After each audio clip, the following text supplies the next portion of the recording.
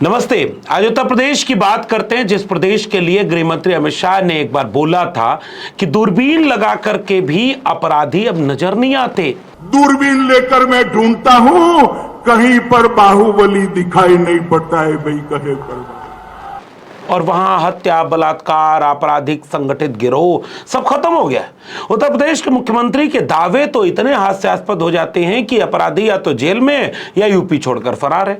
लेकिन बीते दिनों उत्तर प्रदेश में कितने तरह के अपराध पनपते जा रहे हैं, और उसमें भी पीड़ित समाज के लोग यानी वंचित, शोषित, पिछड़े, दलित, अल्पसंख्यक समाज के लोगों पर अत्याचार की नई नई कहानी आ रही है। कौशाम्बी में एक 8 साल की बच्ची से कथित तौर पर रेप और उसके बाद उनके ही परिजनों को जेल में डाल देना और पूरा न्याय व्यवस्था का मजाक उड़ा देना, इस पर लेकर हंगामा बरपा हुआ है। वहीं दूसरी तरफ बदायूं में डीएम आवास से 100-150 मीटर की दूरी पर, बीजेपी विधायक के घर से 50 मीटर की दूरी पर, यानी बदायूं के एक पॉश इलाके में कर्तव्य पटेल नाम के एक युवक की गोली मारकर हत्या कर दी जाती है। यह उत्तर प्रदेश में बीते दिनों हो रहा है।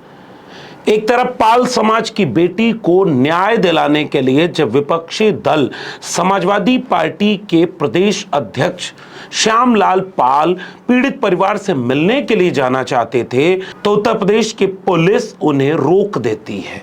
वीडियो में साफ देखा जा रहा है कि श्यामलाल पाल अपने ऑफिस में बैठे हुए हैं, जहां से वो अपने प्रतिनिधि मंडल के साथ कौशाम्बी में पाल समाज के परिवार से मिलने जाना चाह रहे हैं, और यूपी पुलिस उन्हें घेरे हुए है और उन्हें अंततः अपने घर से नहीं जाने दिया गया। अपने प्रदेश अध्यक्ष को रोके जाने के सवाल पर अखिलेश यादव, समाजवादी पार्टी के मुखिया, उनकी नाराजगी भी देखने को मिली। पत्रकारों ने जब उनसे पूछा तो उन्होंने साफ तौर पर यह बात कही कि उत्तर प्रदेश के पिछड़े, दलित और वंचित शोषित जमात के ऊपर उत्तर प्रदेश के बीजेपी सरकार का रवैया बेहद दमनपूर्ण, अन्यायपूर्ण और न्याय देने में बाधा पैदा करने वाला है। सुनिए अखिलेश यादव। कौशाम्बी जैसी जगह पर जहां पर 2 डिप्टी सीएम ने माहौल खराब कर दिया, किसी को न्याय नहीं मिलने दे रहे हैं। ये जो हैं सरकार में बैठे लोग, ये न्याय नहीं देने दे रहे हैं। जिन्होंने संविधान की शपथ ली है, वो किसी भी पीड़ित परिवार को न्याय नहीं मिलने देना चाहते हैं। और अभी हमारे पार्टी के प्रदेश के अध्यक्ष श्यामलाल पाल जी उस परिवार से मिलने जाना चाहते थे। पुलिस है इनके पास, पुलिस लगा दी, नहीं जाने देंगे आपको। अब आप एक्सरसाइज करिए भागने दौड़ने की, चोरी छिप करके जाइए तो आप जा सकते हैं। आपको कौशाम्बी पूरा प्रकरण अगर पता न हो तो याद रखिए कि उसी कौशाम्बी में 2 डिप्टी सीएम, एक डिप्टी सीएम जिनका तो घर ही जुड़ता है, राजनीतिक घर, केशव प्रसाद मौर्य जी, और दूसरे डिप्टी सीएम जिनका ट्वीट इस मामले से जुड़ता है कि हमने बात कर ली है और अब न्याय होगा राम बाबू के परिवार को। और अगर आपको कहानी न पता हो तो कहानी केवल इतनी सी है जो अभी तक मीडिया में सामने आई है। बाकी प्रकरण भी जांच में है, तो उसमें हम ये दावा नहीं कर रहे कि सही क्या है, गलत क्या है, लेकिन प्रशासन के ऊपर अब गहरा संदेह पैदा हो रहा है कि जांच को प्रभावित किया जा रहा है। अखिलेश यादव ये बात कह रहे हैं, और विपक्ष का नेता का जिम्मेदारी क्या होती है कि विपक्ष जनता के पक्ष में खड़ा हो जब सरकार जनता का पक्ष न सुन रही हो।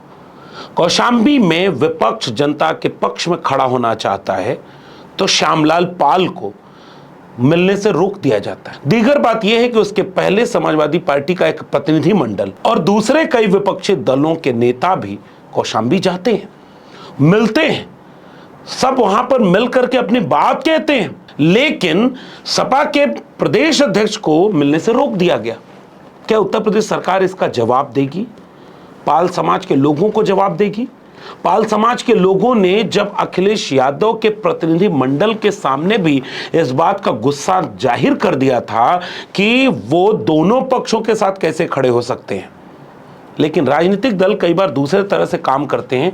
फिलहाल पूरा प्रतिनिधि मंडल वहां गया और मिल करके जब लौटा, अखिलेश यादव को पूरी रिपोर्ट सौंपी। उसके बाद उन्होंने बाकायदे ट्वीट करते हुए कहा कि कौशाम्बी में पीड़ित समाज के लोगों के साथ न्याय होना चाहिए। न्याय होता हुआ दिख रहा है क्या? और न्याय क्यों नहीं हो रहा है? क्योंकि उसमें प्रदेश सरकार इन्वॉल्व है। अगर ब्राह्मण बनाम पाल करने की बात की जाए तो क्या बीजेपी इस पूरे मामले को ब्राह्मण बनाम पाल करना चाह रही है? डिप्टी सीएम ब्रजेश पाठक का ट्वीट कहीं ना कहीं उसी दिशा में इशारा कर रहा है। दीगर बात यह है कि 8 साल की बच्ची, उसके वीडियो वायरल होते हैं। उस वीडियो में वो बच्ची साफ कह रही है कि वो जब कथा सुनने जा रही थी, वहां कैसे मोबाइल पर क्या दिखाया गया, उसके साथ गलत हुआ, और घर लौटती है, फिर परिजन उनके घर जाते हैं और एक कहानी ये सुनने में आ रही है कि राम बाबू अपने बेटे को बुलाकर चप्पल से पीटते भी हैं कि तुमने ये गलत क्यों किया। और उसके बाद फिर भी जब ये बात उनके सामने नहीं आती कि नगद लेन देन लेकर के इस मामले को रफा दफा कर दीजिए, तो पाल समाज का परिवार अपने नज़दीकी पुलिस थाने में जाकर रिपोर्ट दर्ज करा देता है। पुलिस पकड़ करके आरोपी को ले जाती है। यहाँ तक तो एक कहानी है। फिर अचानक पिता जो आरोपी के थे वो एकाध हफ्ते तक अपने बेटे को छुड़ाने में कोशिश करते हैं, और कोशिश नाकाम होती है तो वो जहर खाकर आत्महत्या कर लेते हैं और अपने पेट पर प्रमाण के तौर पर कुछ बातें लिख देते हैं। फिर उसके बाद उनके परिजन उस शव को रख करके जब हाईवे पर प्रदर्शन करते हैं तो पुलिस लाठीचार्ज कर देती है।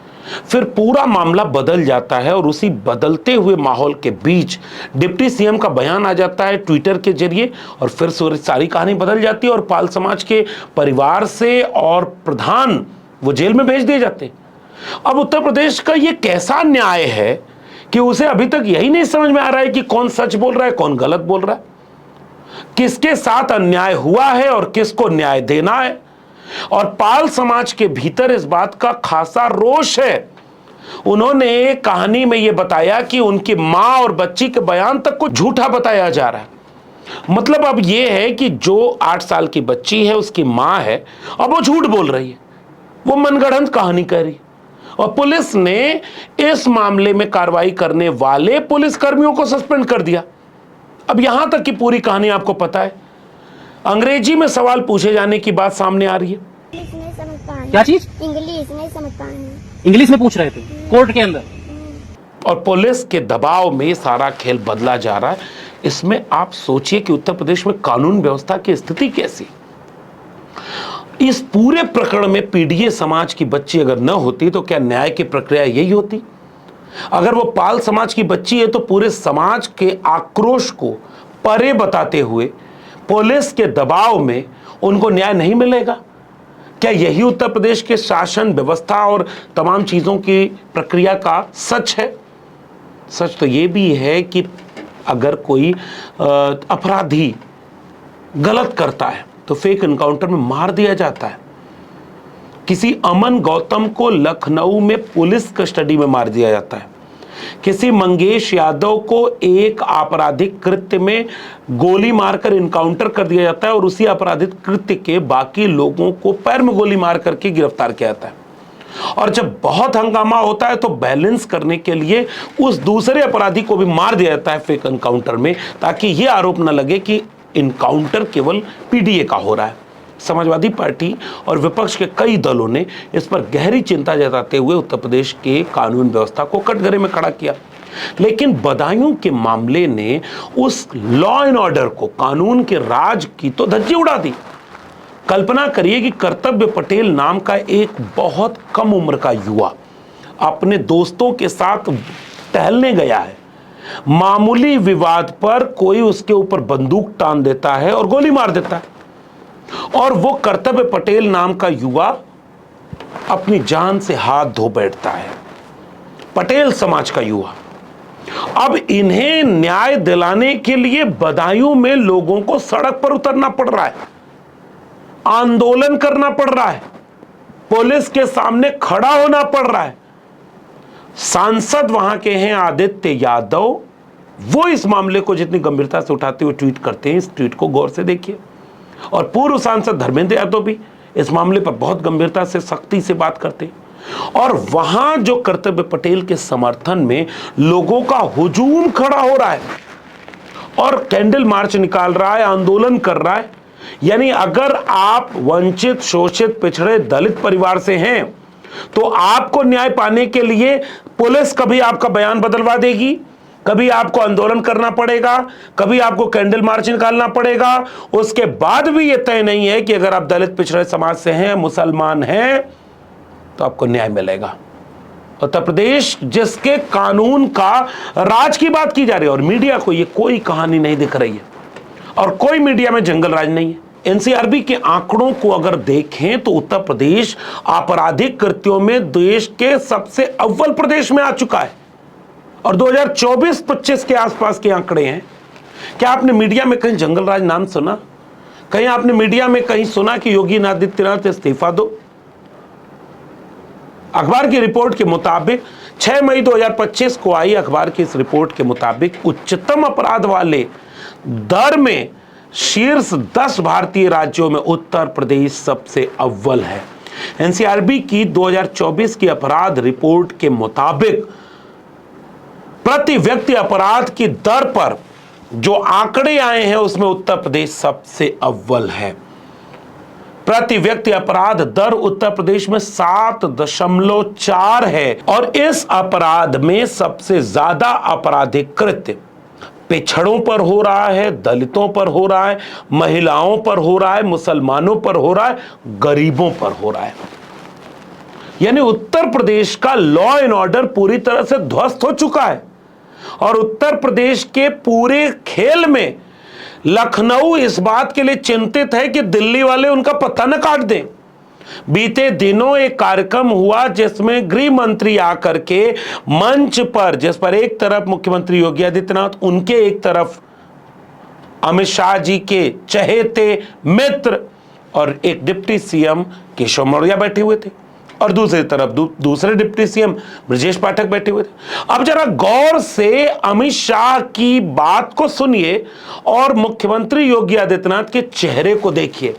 श्रीमान योगी आदित्यनाथ जी मेरे मित्र और उत्तर प्रदेश के उप मुख्यमंत्री श्रीमान केशव प्रसाद मौर्य जी। इस दृश्य ने उत्तर प्रदेश में बीजेपी के घर के भीतर जो भयानक झगड़ा है, आपस में सर फुटौल है, इस बात को जग जाहिर कर दिया है। दिल्ली वाले चाहते हैं कि लखनऊ उनके कंट्रोल में रहे, लखनऊ वाले चाहते हैं कि दिल्ली पर उनका प्रभाव बढ़ जाए। इस झगड़े में उन लोगों के सामने दोनों डिप्टी सीएम भी आपस में टकरा रहे हैं। एक डिप्टी सीएम कौशांबी मामले से लेकर के बाकी मामलों में दूसरी दिशा जा रहा है, दूसरा डिप्टी सीएम दूसरी दिशा में जा रहा है, और इसी का पूरा हश्र देखने को मिल रहा है कि उत्तर प्रदेश में कानून व्यवस्था पूरी तरह से ध्वस्त हो चुकी है। लेकिन इस ध्वस्त कानून व्यवस्था के शिकार दलित पिछड़े हो रहे हैं, मुसलमान और महिलाएं हो रहे हैं, गरीब कमजोर हो रहे हैं। लेकिन मीडिया कहीं भी जंगल राज नहीं लिखता है। अगर आप समझदार हैं, निष्पक्ष हैं, तटस्थ हैं, तो आंकड़ों के साथ रखे इन प्रकरणों को गौर से देखेंगे, समझेंगे और महसूस करेंगे कि उत्तर प्रदेश में मौजूदा परिस्थितियां क्या हैं, ताकि आपको भी एक धारणा बनाने में, एक समझदारी बनाने में, और चूंकि आपको कल उसका वोट भी देना है, और वोट देकर के 2027 के चुनाव में यह तय करना है कि किसके हाथ में उत्तर प्रदेश रहेगा, उस वक्त भूल न जाएं। इसलिए हम जैसे लोगों की जिम्मेदारी है कि आंकड़ों के साथ, तथ्यों के साथ हकीकत आपके सामने रखें, जो अखबार में और टीवी में नहीं दिखाई जाती, क्योंकि कमजोरों के साथ तो कोई नहीं खड़ा है और ताकतवर के दरबार में सब दरबारी बन गए। इस वीडियो को देखने के बाद अपनी प्रतिक्रिया जरूर साझा करिएगा। ये वीडियो अगर पसंद आए, जरूरी लगे, तो इसे लोगों तक शेयर जरूर करिए। मेरे चैनल को अब तक सब्सक्राइब न किया हो तो चैनल को सब्सक्राइब करना मत भूलिए। बेल आइकॉन यानी घंटी की बटन दबाइए ताकि अगली वीडियो की सूचना मिली। ज्वाइन करेंगे तो हमें आर्थिक मदद मिलेगी। अगर आप इस वीडियो को ट्विटर यानी एक्स या फेसबुक पर देख रहे हैं तो हमें फॉलो करना मत भूलिए। फिर मिलेंगे ऐसे ही किसी जरूरी मसले पर अपनी बातचीत के साथ। तब तक के लिए बहुत बहुत धन्यवाद।